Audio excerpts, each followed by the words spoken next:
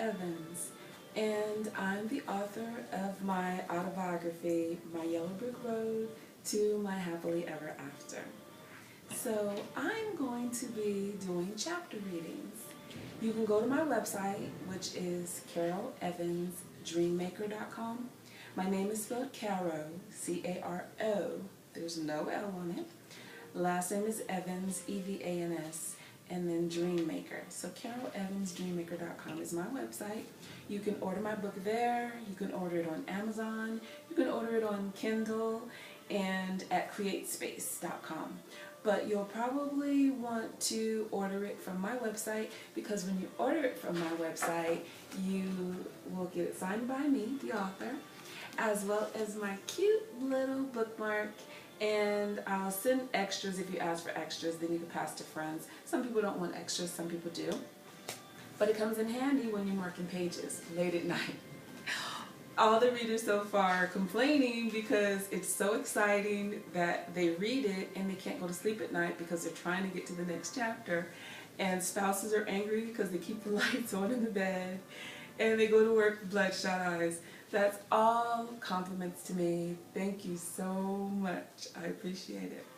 Now, what you'll learn from me is I'm real deal, okay? You might hear my dog bark. You might hear the doorbell ring. I'll pause it and come back to you.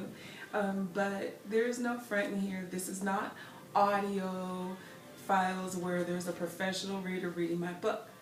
It's me reading my book. So you'll hear my voice. You'll hear some mistakes. I might say a word wrong and then I'll reread it. It's no problem. This is reality reading, right?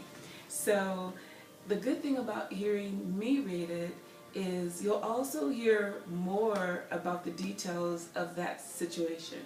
There's only so much I could fit into 400 pages, right? If I told you everything about my crazy life, there would be probably 1,400 pages, honestly. So I had to edit it down, and the good thing about ordering the book is you'll be able to read it. I always tell people highlight through it, especially young girls and 20s and 30s, because you'll go through some similar situations, and later on you may want to remember how did Carol get through that? How did she deal with that? How did she stay motivated through that? How did she continue to work or care for her family through that? And you'll know by reading through my book. I learned from other people. I learned from other people's mistakes. So hopefully you'll learn from some of my mistakes and also some of the good things that I did. Okay, so I'm going to start reading now. And once again, this is real deal, no fronting. So I need my glasses to read. If you need glasses to read, don't squint. Put your glasses on. Okay, so My Yellow Brick Road to My Happily Ever After by Carol Lynn Evans. A motivational autobiography by a survivor. That's me. This is my copy, but I still wrote a dedication to myself. Okay, so let's read. I'll read the intro. Oh, after the foreword. Let me read the foreword. This book would not have been possible without the love, encouragement of my husband, best friend, and supporter, Kendall. My mom, role model, guidance counselor, and prayer partner, Lynn. My mother-in-law, who is one of my biggest cheerleaders, Shelley, and the reason that I fight to live each day, my daughter, Kendall. As you read my autobiography, keep this in mind. I write like I speak.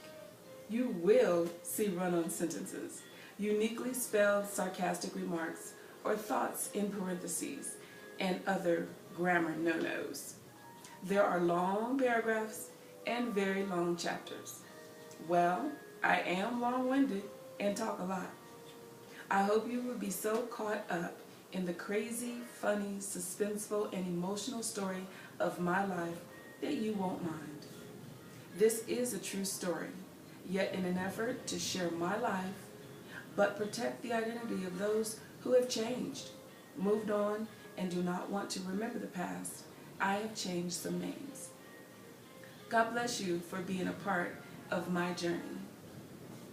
Thanks to my friends, family, co-workers, clients, and strangers who may not know that they have left a major impact on my life and my journey. Thank you. Introduction.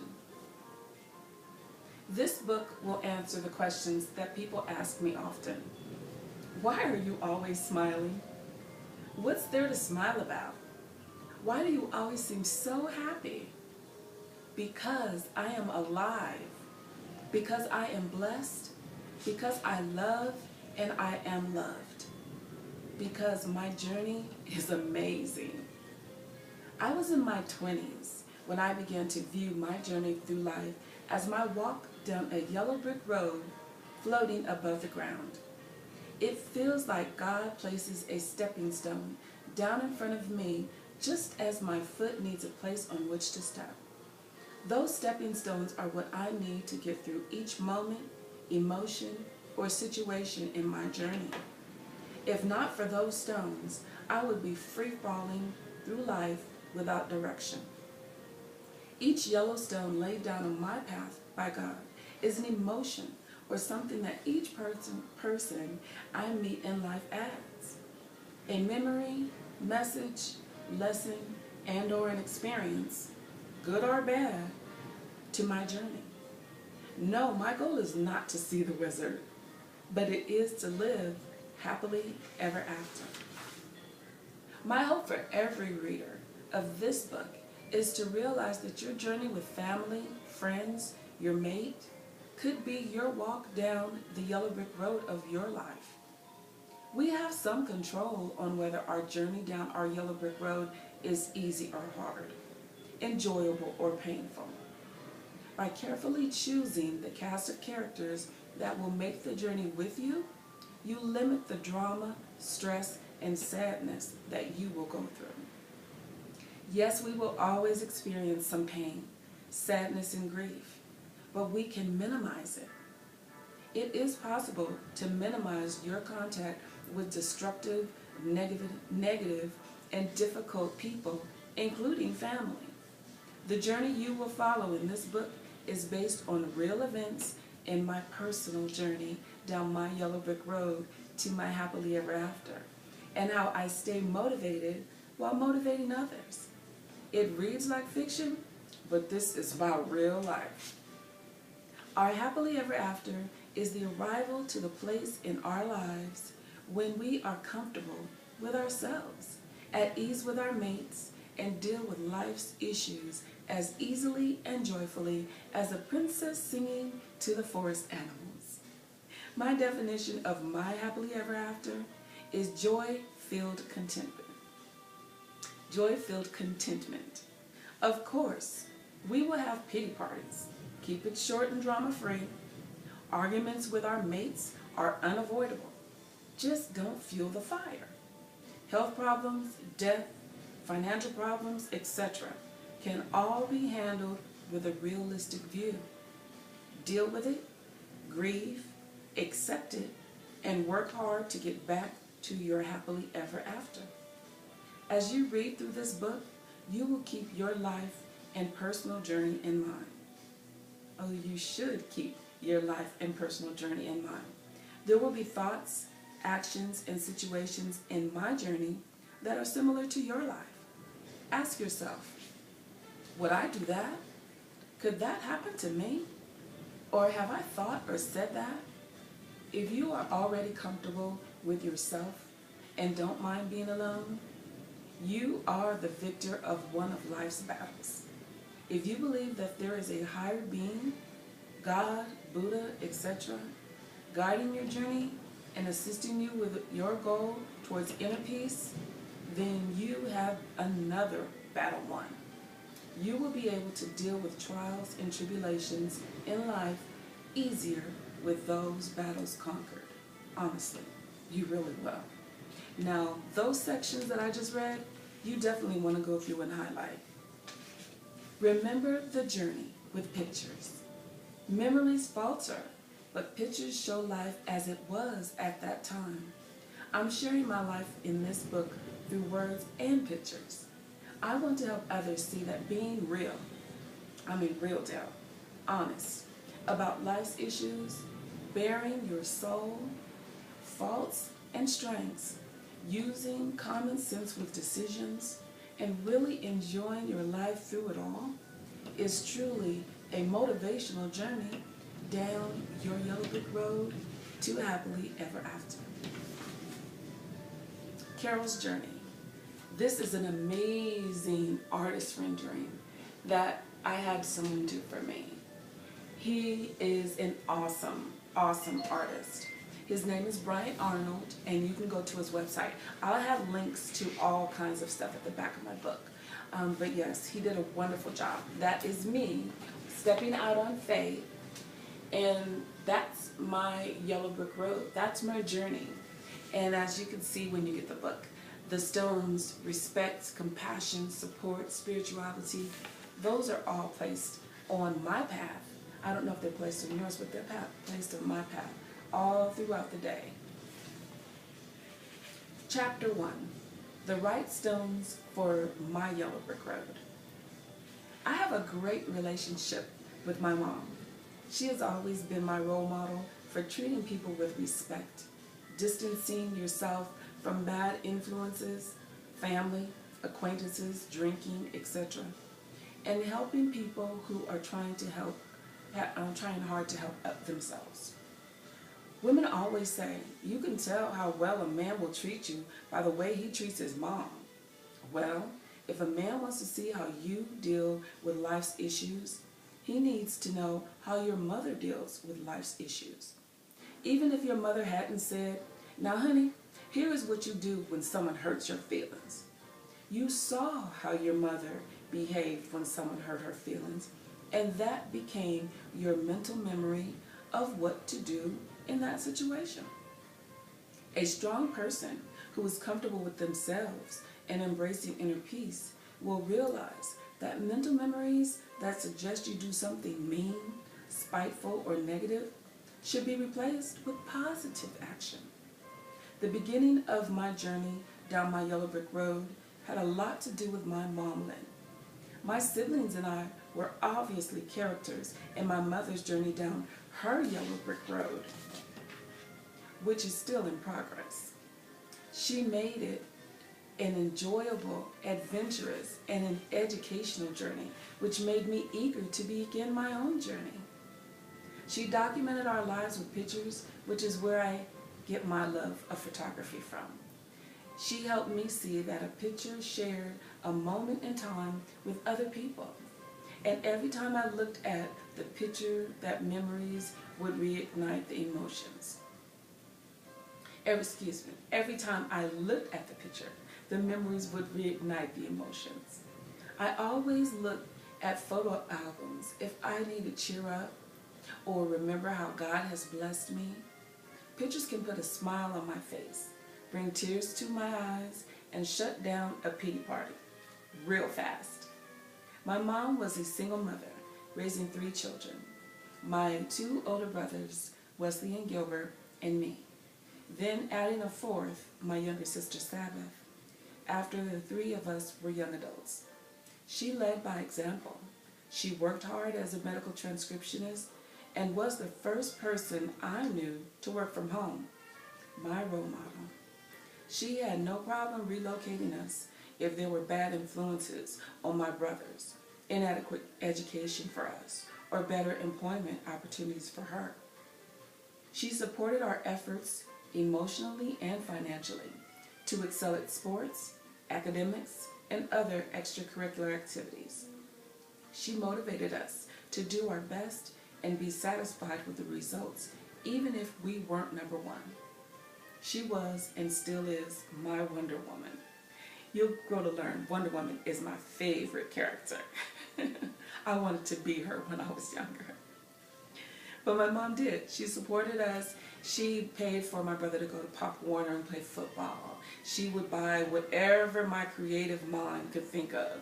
I'd see someone making something and she'd go buy it. She bought me all this stuff to make leather goods, and I still to this day have a photo album that I made of leather. It's amazing. So Support your kids. Support yourself. If there's something you want to do or try, my mother always told me, if you can pay someone to do it, you can learn to do it. Whether you want to be a plumber, make leather goods, make jewelry. The jewelry I have on, I've made. She just enhanced that. But anyone can try it. Once you get started, you won't stop. Believe me. She had a few boyfriends as we grew up, keeping them at a distance until she knew them well. She asked that we respect them, and she would not allow them to mistreat or disrespect us, even though we were children. She laughed with us and taught us to laugh at ourselves. She gave each of us a Bible and introduced us to God in prayer. Even though she could not be with each of her children as we went down our separate yellow brick road journeys, she told us that God would always be with us and was only a prayer away. As you can see, the stones used to build the beginning of my yellow brick road were solid and placed with love and care by my mom. They are the most common stones that I have placed over and over again and will continue to place them on my yellow brick road. These are the stones of determination, support, obedience, respect, fun, joy, love, wisdom, and spirituality. Although there are other stones like perseverance, thoughtfulness, togetherness, and devotion that are laid on my path, they are not the most common. The most common stones are the same ones that I am using to begin my daughter's yellow brick road, and I believe they should be used in every yellow brick road journey, especially if you want an enjoyable and meaningful journey. I need to tell you what these stones mean to me and how they have directed my choices on my journey down my yellow brick road. The stone of determination is my desire to give 150% effort to anything I do. Yeah, you say, oh, there's only 100%. You can't give any more than that of yourself. Yeah, you can. You can go over and above what you're required to do. If your boss says you need to file a stack of papers, yeah, you could file them correctly. That's giving 100%. But you want to give 150? Organize the file drawer that you know is totally out of order. Give a little bit more than what you're required to do. That's giving 150. Well, while in school, I strived to achieve A's, sometimes getting B's and C's, mostly A's, I'll tell you that. And my teachers always acknowledged my hard work and determination. I saw other students talking or sleeping in class, then struggling to do the homework and take the tests. I realized early that it was easy and fun to study and do the work. I trained hard and worked hard to come in first place while running track, sometimes coming in second place, and strived to be MVP on the volleyball team, even though that didn't materialize. But my coaches always rewarded my hard work by entrusting me with more opportunities on the field and on the court. I worked with my teammates to win, and we did win games, but more importantly, we made valuable friendships. After 34 years, my friend and teammate Sandy and I still reach out on Facebook. We do, we keep in contact. It's amazing when you think about it. From high school, now I'm 52. It's wonderful.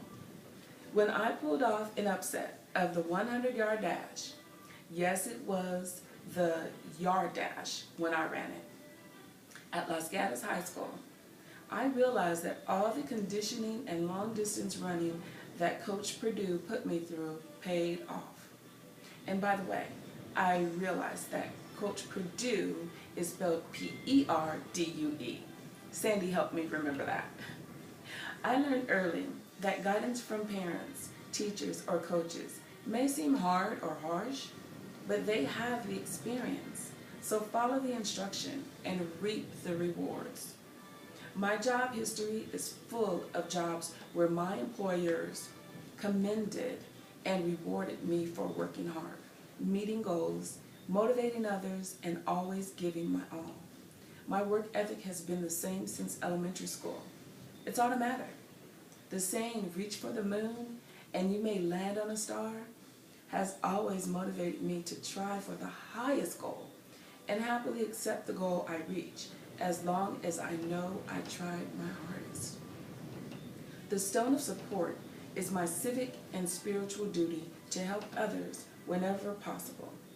Support is usually motivational. I learned early that a lot of people did not have a loving, supportive, intelligent mother or father like I did. I gladly helped friends who didn't have the clothes, school supplies, and encouragement to fulfill their needs as we grew up. I still help my friends and family when they need me. I have supported people I know, and I have helped strangers. The Christmas Eve of 1994, I was low on cash. When I was coming up in my 20s, I was frequently low on cash. And I borrowed $40 from my Uncle Glenn. I was going to get some groceries to hold me over until payday in a few days. And he would help me, I would help him. We lived so close together, we supported each other. I was going to get some groceries to hold me over until payday in a few days. As I left my uncle's apartment in Studio City, I had to pull over because the belt to my coat was stuck in the door and beating the side of my car. You know what happens when your coat of your jacket is stuck in the door and it gets wet and heavy, and as you're driving it's pat, pat, pat, pat. So I pulled over. I just happened to pull over next to a bus stop. Honestly, the Holy Spirit pulled me over in front of the bus stop. There was a young woman and 2 children, both under the age of 8, sitting next to her. It was dark and cold and had begun to rain. I asked her if she was going far and offered to give them a ride. I figured she was somewhere local. She said she was going to Hollywood, which was about a 15-minute drive away, and I only lived 3 minutes from my uncle. I told him to get in the car and I would take them where they needed to go. She was so thankful. We chatted as I drove, and I found out that she had walked out on an abusive relationship and was staying in a motel. She had just received food stamp assistance, but would not receive money to help with her room and board until the day after Christmas. She said she only had enough to pay for 1 more night at the hotel and asked if I knew where a shelter was located. I asked her how much the hotel would cost, and she said $35. As we pulled up to the motel, I gave her $35 and told her Merry Christmas. She started to protest, and I told her there have been many people who helped me when I needed it, and I need to pass it on. When you get on your feet and come across someone who needs something that you can provide, think of me and help them out. She said thanks, helped her kids into the motel, and waved goodbye. I never expected to see her again, and I have not. But I am sure someone received some support from her when they needed it most. As for the groceries, my $5, the $5 I had left, bought top ramen noodles and hot dogs, which lasted me until payday. It was a meal I'd had frequently, but I love hot dogs and I love top ramen, so it wasn't a problem. Other forms of support that I have provided to friends, family, co-workers, and strangers have been financial, emotional, motivational, physical, because everyone needs help moving at least once, without a second thought as to whether they appreciated it, would return the favor, or really needed it. One of the most important things that a pastor told me early in my spiritual walk was when you give, whether it's time, money, or support, to someone, whether it is a church, friend, family member, or a stranger, give from your heart, without concern for the receiver's intent. Think about it. When you give to someone, you just give it. You don't think about what their intent is. He said that as long as I give from the heart, God is happy with my actions, and He will deal with the receiver if their intent is not pure or purposeful.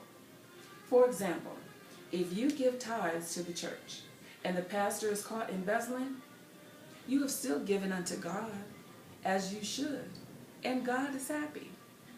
God will deal with the pastor. Best believe he will. I have learned to give what is needed. Often money is the easiest thing to give, even when the request is for something specific, like a bill to be paid or food to eat, etc. If I am going into a restaurant and someone asks for some money to buy something to eat, I bring out food. I bring them something to eat and hand it to them. When their intent is pure, they are so grateful and say thank you with a smile. When it is not, their face will show the anger of deceit. They will look at you like you are crazy. My husband Kendall and I have done the same with family requests for money to pay a bill.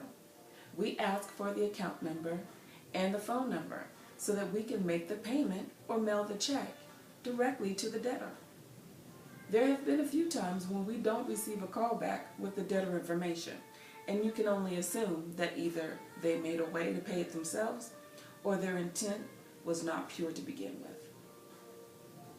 Yet, for the individuals whose intent is pure, they are so grateful that we not only loaned them the money, but paid it directly, eliminating one more step for them. It's amazing how the act of giving emotional, mental, motivational, or financial support can earn respect. The stone of respect is actually the giving of respect to your mate and your children, your family, those who deserve it, of course, and everyone else whom come in contact with you on your journey. Okay, just a sec. You hear that wind blowing? Okay, the high plains has some furious wind. So, I have some music playing, but if you hear the wind or the roof fly off, that's why. Okay, so let's get back to the book. Let's see. The stone of respect is actually the giving of respect to your mate and children, your family, those who deserve it, and everyone else whom you come in contact with on your journey. The more respect you give, the more you will receive. You cannot force someone to respect you, but when you show respect, others, especially those who do not expect it, will respect you in return. Giving someone respect is easy, free, enlightening. It is also one of the easiest things to do. Allowing someone to finish before you respond is giving them respect. You're showing them respect for the time that they're trying to speak to you. Not making faces, rolling your eyes, lifting an eyebrow, or sticking your finger in your mouth as though you are making yourself vomit. You know the move. While your mate is saying something you disagree with, is giving them respect. Definitely don't do that when your mate is speaking. You're just building anger. Give them the respect they deserve because you wouldn't want them doing that to you. Saying hello to the disheveled stranger as you walk into a store is giving them respect. In some instances, such as with the stranger, you will notice a surprised tone when they respond. I am sure you have heard someone say angrily, "I demand your respect." I always think to myself, well, buddy, that is the last thing you will get if you are demanding it. Calmly and quietly explaining your opinion, decision, or position on a matter will openly and respectfully, while openly and respectfully listening to the opposition will gain you the respect you wanted. You know, like in politics, you hear them screaming and yelling in Congress or in a city hall meeting. Everyone's yelling, everyone wants to be heard. But if you let them speak and tell you their position, and then you get a chance to speak and tell them your position, then everyone else that you're trying to get to fall on your side will be able to hear both sides, and then you'll win some favor. But yelling and screaming is not going to get it. It may not be immediate because in the heat of battle, arguments with your mate seem like a military battle sometimes. Sometimes the words do not register until everyone has a chance to calm down and replay the conversation over in their mind.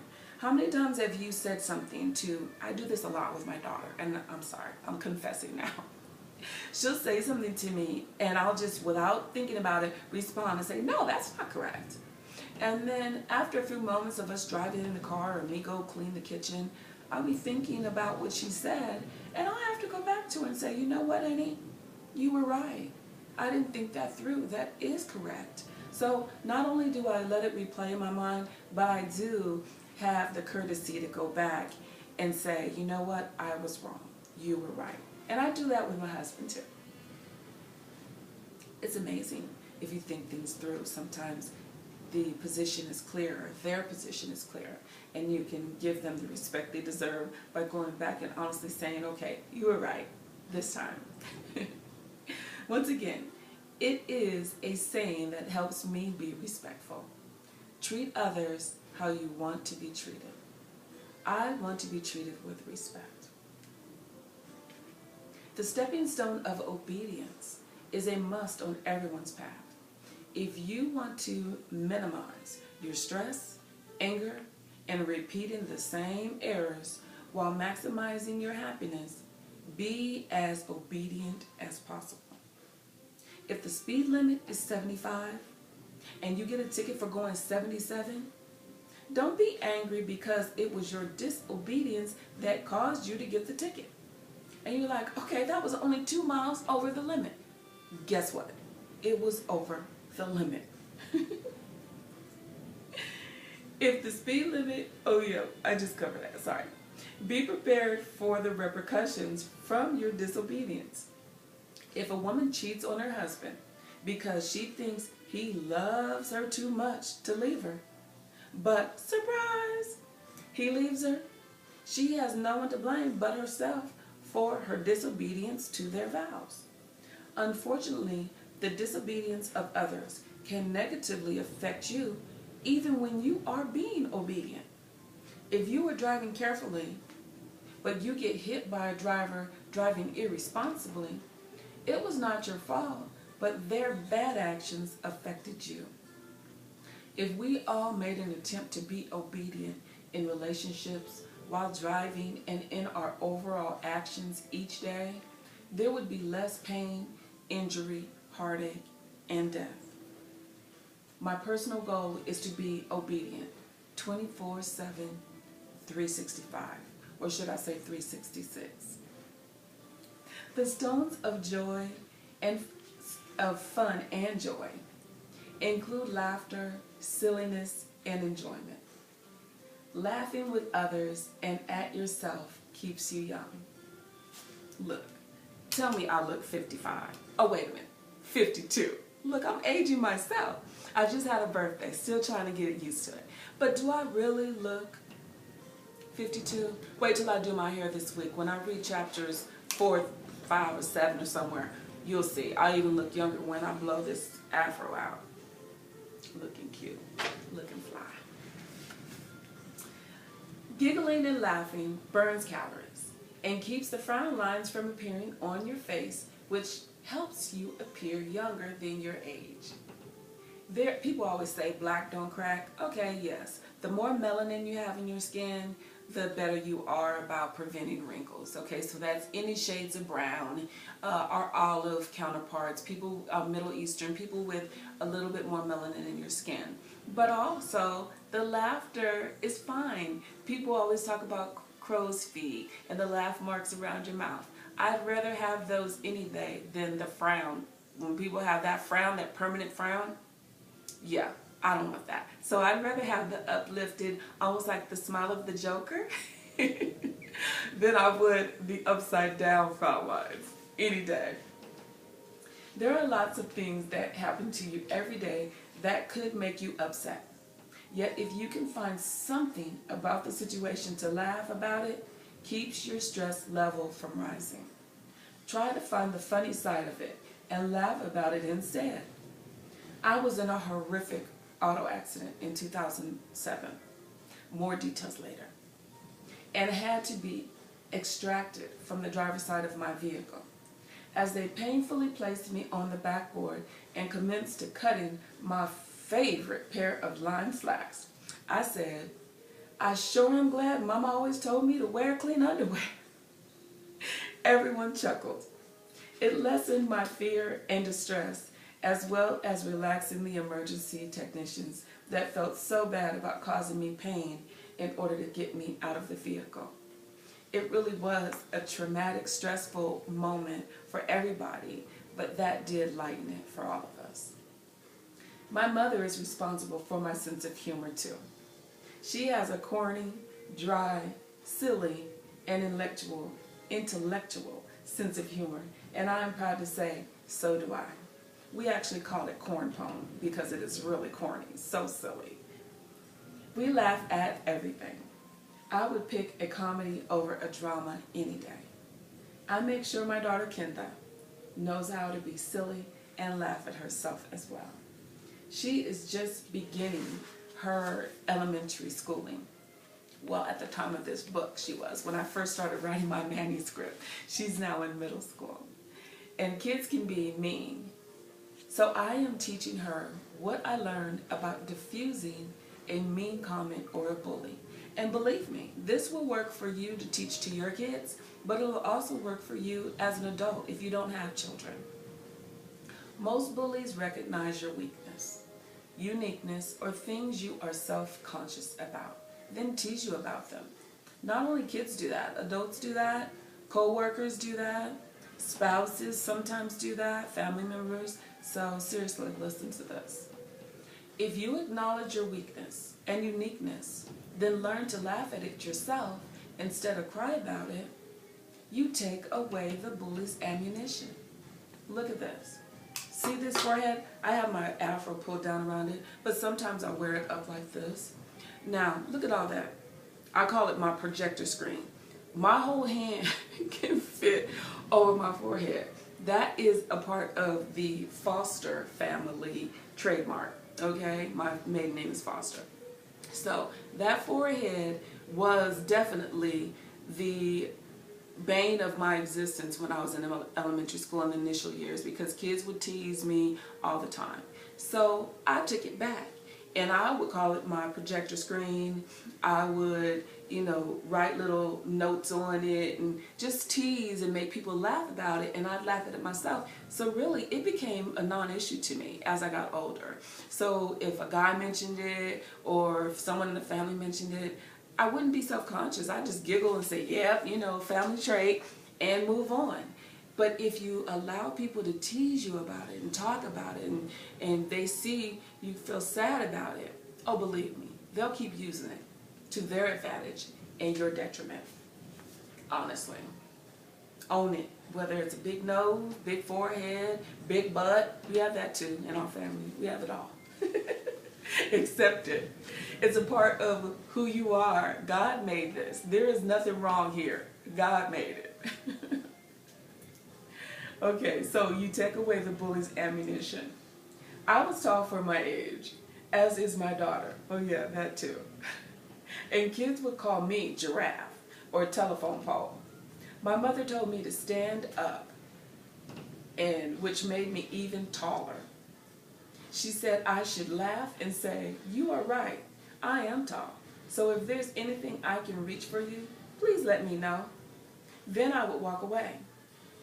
When you cry or drop yourself to the bully's level by being mean, it makes you feel bad. And that's not you. But if you agree with them and make a joke out of it, you win by shutting the bully down. And you feel good about it. My coworkers call me or email me when they need a laugh or a little motivation. And I love being the go-to for a giggle. The stone of love includes the way I love my family, my job, my mate, my country, my God, and simple things like the color of my nail polish. There are lots of ways to love, and they all come to us naturally. We build up feelings of love by all of the positive experiences we go through each day. When I say I love my job, it's because I love the people I work with daily and the sense of accomplishment I feel from doing my job well. I love my family unconditionally because we are bonded by blood. Loving them unconditionally does not give them the right to disrespect me or expect special treatment from me. I consciously distance myself from family members looking for someone to take care of them, prone to criminal activity, consistently pessimistic, and those unwilling to grow up or be responsible. I love them enough to be honest with them, and that honesty tends to keep them from contacting me until they really want to hear the truth. I love my family with all my heart. I love my husband with all of my heart, and in a way that I love no other. I want him happy, healthy, and stress-free, and gladly do what I can to make that happen. With your mate, you tend to allow them to say or do things that you wouldn't allow someone else to say. But as your mate, they should try not to disrespect you in a manner that you would not allow anyone else. I always say, my mother doesn't yell and scream at me or hit me, and neither will anyone else. That includes your mate, boyfriend, girlfriend, fiance, or husband, or wife. Prior to 2009, the farthest I had been out of my country was Tijuana, Mexico. I saw enough to reinforce my feelings that I love the United States of America and would not like to live anywhere else. From the impoverished economy to the corrupt law enforcement frequently in the news, Mexico is okay to visit, but not on my list of places to which I would retire. Other countries and their political or economic issues that I see on the news lets me see that America is a wonderful place with freedoms that some people take for granted. Although I am clarifying my love for God last, it should be understood that I place God first in my life. Best believe God is first. By understanding that God is and should be first, my mind automatically considers the good, just, and right action to take in every situation that comes my way. Unfortunately, I am still trying to make sure that I do the good, right, and just thing first. It's a lifelong journey. We will be as good as we can, but there are some times where we'll do something that we know was either something we shouldn't have said, something we shouldn't have done, but you make sure you admit it, confess to it, and ask God for forgiveness for it. At least that's what I do. There are occasionally things that I do that are wrong or a bad decision. I am not a saint. I try not to be malicious or vindictive. My spiritual walk will continue to help me grow by reducing my bad decisions or wrong actions. The stone of wisdom is the knowledge that I gain from each and everything that God places in my path. From the little issues like keeping my head low the first 50 yards of a 100-yard dash, which was taught to me by my assistant coach at Campbell High School, to the life-changing circumstances that seem to continually enter my life and teach me to make better choices. I know that I will go to my grave not knowing everything that goes on in the world, but I want to try my best to learn every lesson that God wants me to learn. The only way to improve my life is to learn from my mistakes, and underlined here, underlined, and the mistakes of others. You don't have to wait for something to happen to you to learn from it. You can see what happens to people in the news, in these documentaries, in a book, and in your life, your family and friends, and know not to do that. I don't know why people still smoke cigarettes, but they do. They've seen millions of people and have heard of thousands of stories about people dying from cancer or having to have throat, tongue, cheek, jaw, parts of their body removed from smoking. They still do it. I learned from other people who say, I don't smoke cigarettes. Drugs and alcohol. My oldest brother, when he was in high school, was with friends and took some acid, and it totally wrecked his mind.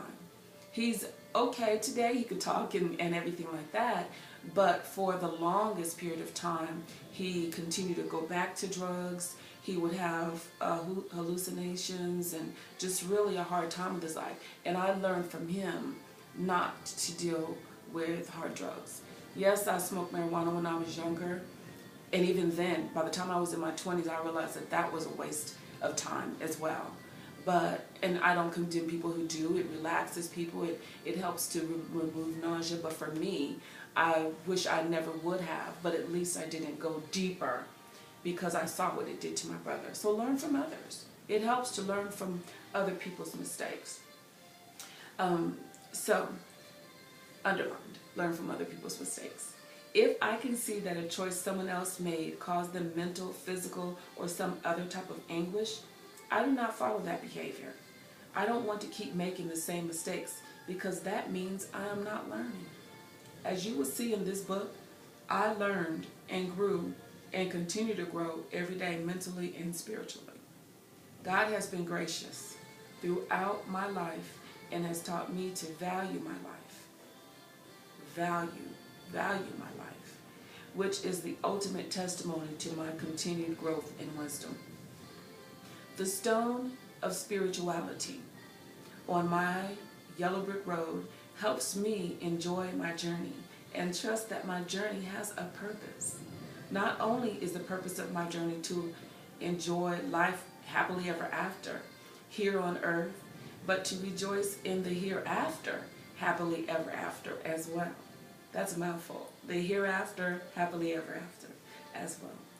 I can't understand how anyone can go through life each day without believing in God or some other higher being or a higher power, as some would say.